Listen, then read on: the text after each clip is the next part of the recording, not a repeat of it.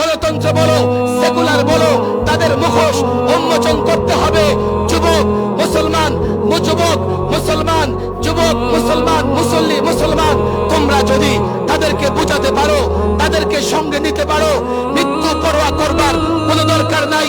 মৃত্যু আসলে মৃত্যু আসবে, যুবককে সঙ্গে নাও, মুসল্লিকে সঙ্গে নাও, তোমার আত্মীয় স্বজন তাদেরকে বুঝিয়ে সঙ্গ নাও, কাফেলা তৈরি করো, ঐক্যবদ্ধ হও।